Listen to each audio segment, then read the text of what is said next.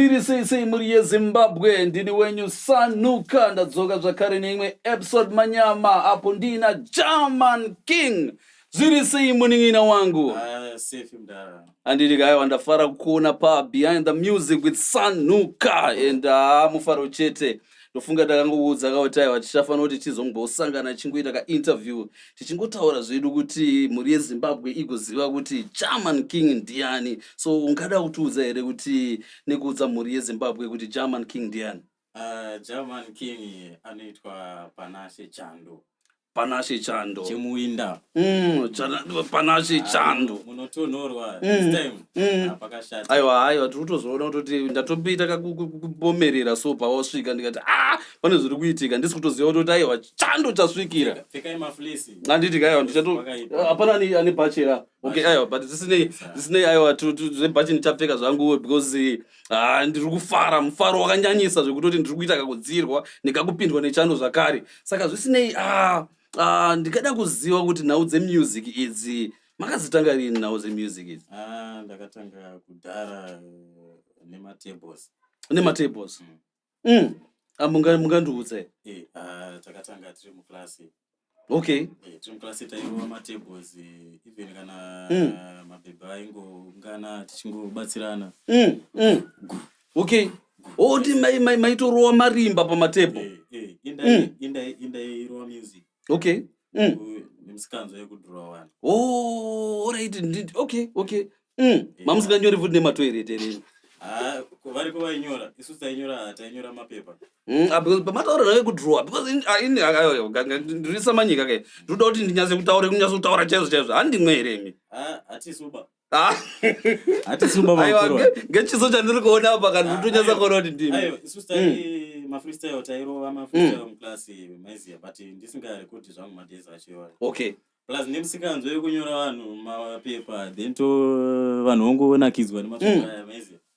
Okay. Aiwa zimunhu rine zimino rakadai. Usapinokio. Alright. Apati richifemesa. Okay. Saka panhau yekuimba apa ndo makatongotanga muri kuchikoro.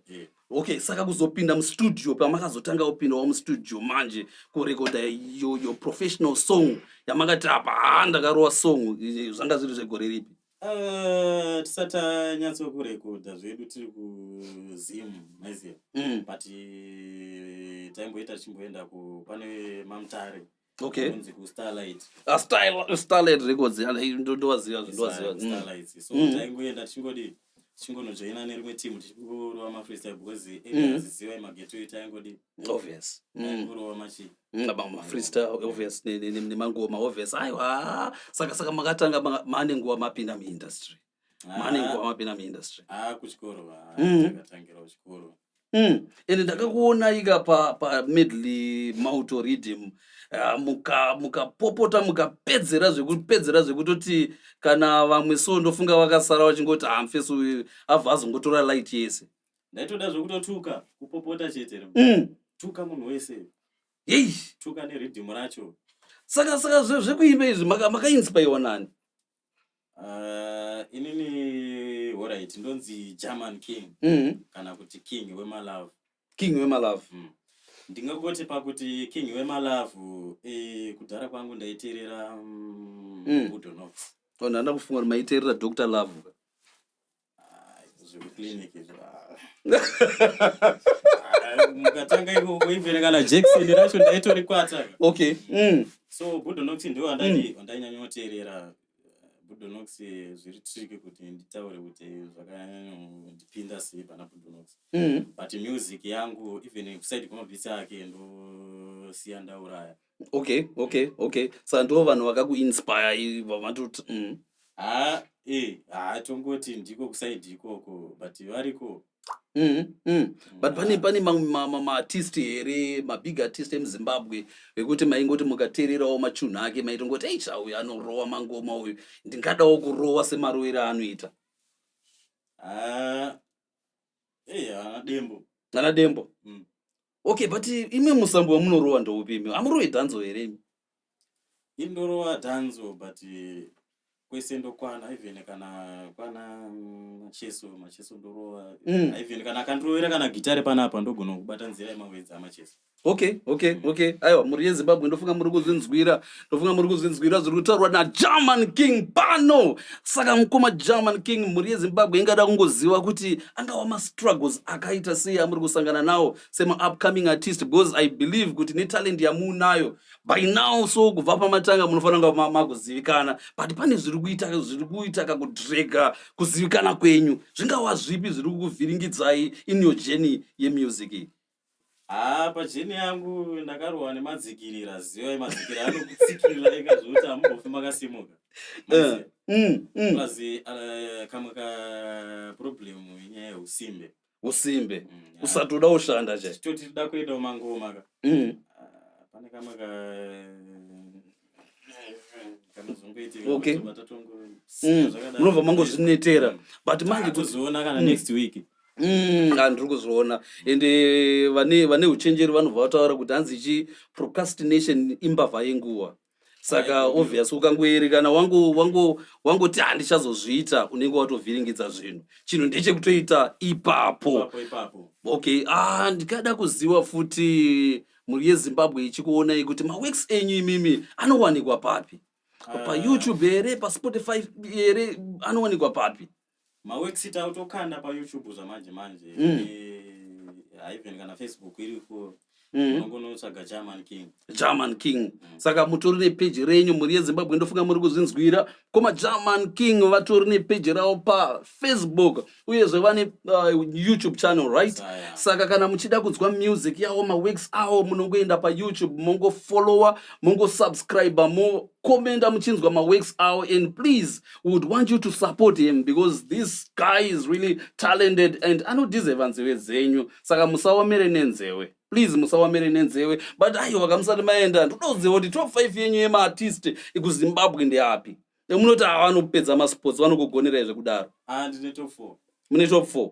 Oh, because ndimi wacho number 5. Ndine wech 5 wacho. Okay, rega titi ndimi number 1, then maisa vamwe 4. Inini tongoti Budonox yokutanga. Budonox ndakanyanya kulingana mabhitsi ake stereki. Then tobatati Killer T. Killer T anogona. Kuma Killer vanouraya. Vanouraya zviri pachena. Tobata dzikana Freeman. Aiwa, towirira. Saka tadzikana Freeman tobatati mukoma Japreza. Kureba. Vanhu mukoma Wingiti. Wingiti anotaurwa nezera redu era tikure. Aita makata. Alright. So ndingada kuziva kuti maproducers amangamboshandidzana nawo ndeapi? Taingojobera kungoti taingoti kuko but patakazosvika paBettle Music. Battle System Production. Apa ndo pamusha pekutandarira. Pusha even zvemaworks munongozviona kumashuro.